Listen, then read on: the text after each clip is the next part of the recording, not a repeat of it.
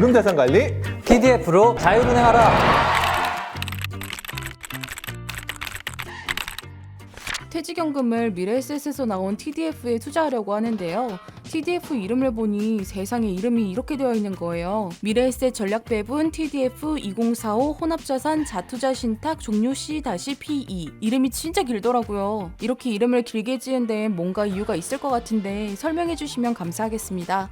옛날 코미디 이런 거 있죠. 김수한무 거북이와 두루미 삼천감자 네. 동방삼이 쫙 나오잖아요. 네. 진짜 부르다가 숨 넘어갈 것 같다라는 이야기를 이제 농담 삼아서 하는데 실제 근데 펀드는 왜 이렇게 긴 거예요? 펀드명이 복잡해지고 길어진 데는 그래도 나름의 이유는 있습니다. 그래서 쉽게 말씀드리면 이런 펀드다 라는 거에 정보를 제공하고 있는 함축적 의미라고 보시면 되거든요. 사실 투자자 입장에서 이제 약관이나 이런 거 일일이 다 꼼꼼하게 챙겨보기가 쉽지 않은데 그렇죠. 이 펀드가 어떤 정보를 담고 있는지 네.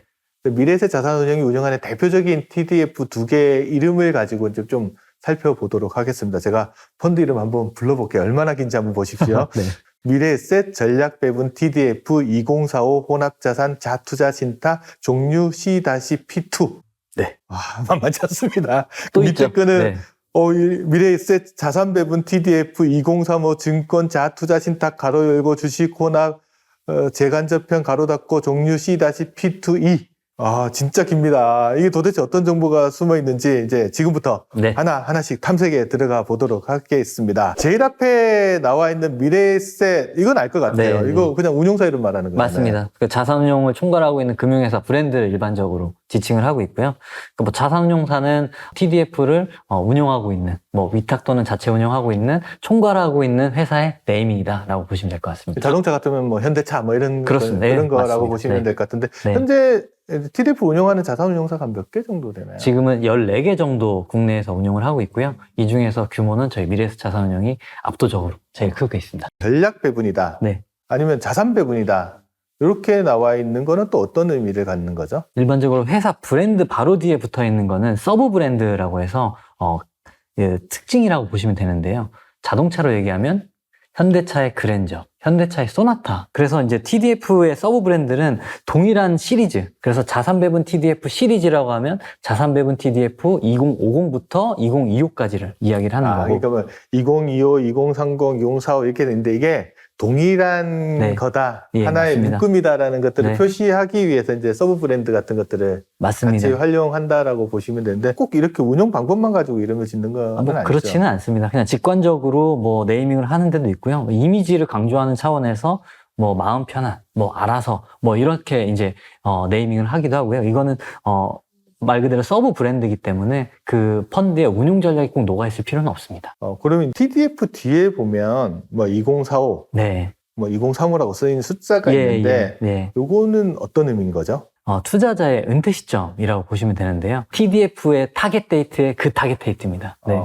TDF라는 거는 주식과 채권의 비중을 타겟 데이트에 가까워질수록 비중을 조절해준다라고 알고 계시거든요. 결국에는 지금 현재부터 2045에 투자자분께서 가입을 하시면 2045년이 가까워질수록 주식 비중은 줄여주고 채권 비중은 늘려준다. 2045가 2035보다는 현재 상태에서는 주식 비중이 더 높은 거죠. 맞습니다. 은퇴 시점이 조금 더 많이 남았기 때문에 그러면 조금 더 장기 투자 관점에서 현재는 주식 비중이나 위험자산 비중을 높게 가져가는 상황이다. 그 뒤에 거는 이제 도무지 좀 짐작이 안 되는 말들이 나와 있습니다. 숫자 뒤에 혼합자산이라는 말도 나와 있고 네. 증권이라는 말도 나와 있는데 일반 투자자들 입장에서 이 구분하기 힘든 것 같은데 도대체 이거 무슨 의미로 써놓은 건가요? 요거는 제가 자본시장법을 사실 좀 보셔야 되거든요. 법 나왔으면 되게 어려운데 약간 집중해서 봐야 될 것 같습니다. 제가 네. 가볍게만 말씀을 드리겠습니다. 일반적으로 저희 자본시장법 안에는 펀드 투자 대상을 4가지 정도로 구분을 하고 있어요. 네 가지. 증권, 네. 그다음에 파생상품, 부동산, 그다음에 특별자산 이렇게 되어 있고요. 이 자산이 투자하고 있는 비율에 따라서 증권형 펀드냐, 부동산 펀드냐, 특별자산 펀드냐, MMF냐, 혼합자산 펀드냐 정도로 네. 펀드의 구분을 하고 종류는 있습니다. 크게 투자한 자산 종류에 따라서 5가지로 나눈다. 네, 네. 또 아까 이름 봤더니 혼합 자산이라고 되어 있는 게 네. 요 종류를 말하는 거네요. 맞습니다. 그러면 이제 혼합자산 펀드라는 거는 어떤 특정 투자 비율에 구애를 받지 않고 증권, 부동산, 특별자산 이런 것들을 아울러서 좀 유연하게 투자할 수 있는 것이 혼합자산이다 라고 이해를 해주시면 될 것 같아요. 증권 같은 경우는 증권, 파생상품, 부동산, 특별자산에 투자는 할 수 있는데 네. 펀드 재산의 50% 이상을 무조건 증권에다가 네. 투자를 해야 되는 건데 네. 혼합자산 펀드라는 거는 그런 규제 자체가 없네요. 네, 조금 더 유연하게 투자할 수 있기 때문에 투자 대상을 다변화할 수 있고 그래서 다양한 투자 기회를 좀 모색할 수 있다. 그런 그 정도 이해하시면 될 것 같습니다. 부동산이나 특별자산의 비중이 상당히 더 높아질 수도 있겠네요. 운영 스타일에 따라서는. 네. 근데 이제 우리가 혼합자산 펀드라는 이야기도 하지만 우리가 또 혼합형 펀드 네. 이야기도 하잖아요. 예. 같은 거는 아니죠, 이게? 네, 다른 겁니다. 정말 예리한 질문을 주셨는데요. 아니, 많이 물어봐요, 이거, 네. 진짜. 펀드명에 있는 혼합자산이라고 하는 거는 투자 대상 자산을 구분해서 뭐 증권, 부동산, 특별자산, 혼합자산 그 범주 안에서의 혼합자산을 의미를 하는 거고요. 혼합형 펀드는 증권 펀드 내에서의 주식 비중을 가지고 가름이 된다. 라고 이해를 하시면 될 것 같습니다. 조금 이해가 갈 것 같습니다. 맨날 헷갈렸었는데 혼합자산 펀드랑 네. 혼합형 펀드 다른 거다. 네. 그 뒤에 가면 좀 더 어려운 말 나옵니다. 갈수록 어려워지네요. 네. 자투자 신탁이라고 되어 있는데 예. 투자 신탁이라는 말 앞에 자가 붙어 있다라는 얘기는 모자형 펀드의 자펀드라는 뜻이거든요. 모자 펀드에서 이 자펀드는 자펀드의 투자 대상이 모펀드가 되는 거거든요. 우리가 직접 투자하는 건 자펀드라고 보면 되고 그 자펀드가 투자하는 게 이제 모펀드가 되는 거고요. 모펀드는 이제 네. 여기서 엄마 펀드. 맞습니다. 네네. 엄마 펀드에 그러니까 투자하는 거고 우리 입장에서는 직접 돈을 넣는 거는 자펀드라고 보면 되고 그러니까 자라는 말이 붙어 있던 거는 보면 이거는 모자 펀드 구조가 모자 펀드다. 근데 보면 네. 그 자산배분 TDF 이름 뒤에 쭉 보면 가로 열고 보면 안에 또 재간접형이 이렇게 돼 있는데 네. 이건 또 모자 펀드랑은 또 다른 거. 재간접 펀드라는 거는 이제 펀드 오브 펀드를 저희 이제 풀이해서 쓰는 말이거든요.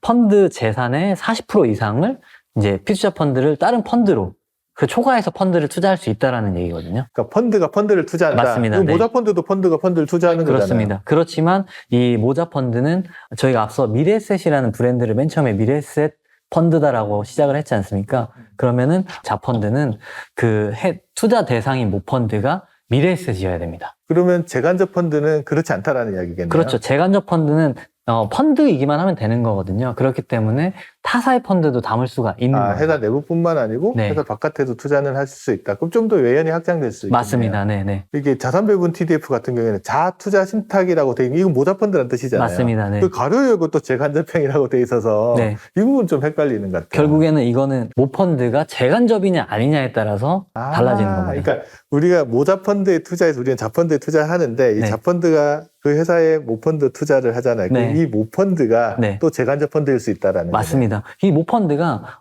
투자 신탁 재산의 40% 이상을 다른 펀드에 투자하는 일반적으로 저희 자산배분 TDF 같은 경우를 좀 예를 들어 설명드리면 ETF에 투자가 되거든요. 다양한 ETF에 투자하는데 미래에셋의 ETF뿐만이 아니라 다른 회사의 ETF까지 투자할 수 있다라고 해서 재간접형이 된 겁니다. 그래서 TDF를 보시면 뒤에 재간접형이 많아요. 근데 저희가 유의해야 될 점이 모자 펀드이면서 재간접이 아니라고 해서 꼭 다른 펀드를 투자를 못하는 것은 아닙니다. 말씀대로 재간접 펀드라고 하는 것은 법령에서 다른 펀드 오브 펀드를 40% 이상 투자를 했느냐 안 했느냐의 기준인 거거든요. 그래서 일반적인 모자 펀드라고 하더라도 40%를 넘지 않는 수준에서 저희가 투자를 한다면 재간접이 아닐 수 있습니다. 그러니까 이제 자투자 신탁이라고 되어 있을 때 네. 모자 펀드이지만 네네. 재간접 펀드에 투자하는 비율이 40%가 안 넘어가면 네. 굳이 가로 안에 있는 표시를 안 해. 나도 재간접이라는 맞습니다. 표시가 안 들어갈 예. 수도 있다라는 그 네네, 말씀을 하신 맞습니다. 거죠. 네. 뒤에 보면 투자 신탁이라고 되어 있는 부분이 있는데 네. 이건 또 어떤 말이에요, 이게? 투자 신탁이라는 거는 저희가 2명 이상의 투자자로 금전을 모아서 투자를 한다고 해서 집합투자 기구라고 하고요. 말입니다. 기구. 네, 집합투자 기구가 이제 투자 신탁이냐, 투자 회사냐로 나뉘는 거거든요. 네. 그러니까 집합투자 기구는 어떤 법적인 실체가 없는 계약 관계로 이루어진 저희 일반적인 펀드라고 보시면 되고요.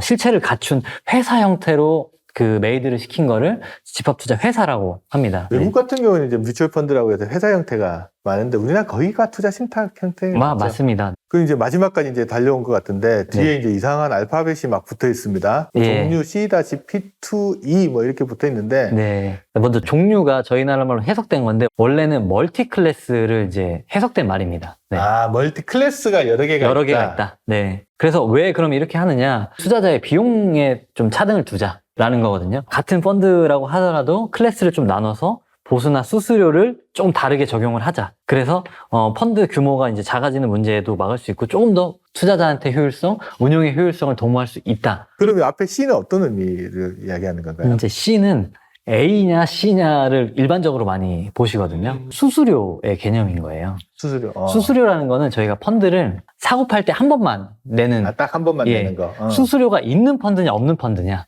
A는 수수료가 있고 C는 수수료가 없고 정도로 보시면 될 것 같아요. C는 그냥 평균 보수만 있는 거고 선취 수수료나 뭐 후취 수수료는 없다. 보통 선취 수수료를 떼는 걸 A라고 이름을. 예, 그렇게 붙이는 보통 거고. 하고 있습니다. 예. 우리나라는 후취 수수료는 거의 없죠. 거의 많지는 않죠. 네, 있는 경우가 있었습니다. 지금은 거의 없다라고 보시면 될 것 보통 같습니다. 뭐 외국 뭐 후치가 있는 거 B를 붙이는데 거의 없으니까 이제 네. 수수료가 있으면 A, 네, 수수료가 없으면 네, C. 그러면은 TDF는 선취 수수료 이런 게 없는 없다. 예. 그거 있는 건 없어요. 아예. 있는 것도 있습니다. 네, 있는데 대부분은 네, 없다. 네. 그러면 C-P라고 돼 있는 거. 요건 내가 짐작이 갑니다. 네, 이 P가 펜션의 약자인 것 같은데. 맞습니다. 네. 그러니까 연금 전용 예. 펀드라는 거죠. 네. 이 P가 붙어 있으면 그러면 일반 펀드에 비해서 판매 보수가 차등이 있고요. 그러면 P2라고 되는 거. 그럼 어떻게 차이가 나요? 그거는 운용사마다 사실 좀 다르긴 한데요. 각각의 이렇게 약속이라고 보시면 돼요. 어떤 데는 P가 개인연금 클래스인 펜션을 의미할 수도 있고, 또 어디서는 P가 퇴직연금 클래스를 의미하실 수도 있어요. 회사마다 차이가 난다. 근데 요거는 걱정하실 필요가 없는 게, 가입자분들께서 이제 MTS나 HTS로 그 해당하는 IRP 계좌에 들어가면 가입할 수 있는 그 그것만. 클래스만 뜨기 때문에 요거는 이제 걱정은 안 하셔도 됩니다. 다만 P나 R이 붙어 있으면 이게 연금 클래스구나 정도로 이해해 주시면 베스트일 것 같습니다. P가 있으면 딴 동일한 거에 비해서 수수료는 좀 싸다. 네. 라고 보면 되고 예. 그래서 마지막에 소문자 E가 붙어 있는 거는 이제 온라인 클래스. 맞습니다. 인터넷 클래스, 온라인 클래스면 판매 보수가 절반 정도 수준이다. 오늘 이제 방송하면서 이제 TDF 이름 뒤에 숨어 있는 알짜 정보들 이제 하나씩 좀 우리가 파악을 해봤습니다. 예. 오늘 이제 방송 보신 내용들이 여러분이 이제 TDF 자산 관리 하는데 조금이라도 도움되고 노후 준비를 하는데 평안한 노후를 맞이하는데 조금이라도 힘이 됐으면 좋겠다는 말씀을 전해드리면서 저희 방송을 마치도록 하겠습니다. 감사합니다. 감사합니다.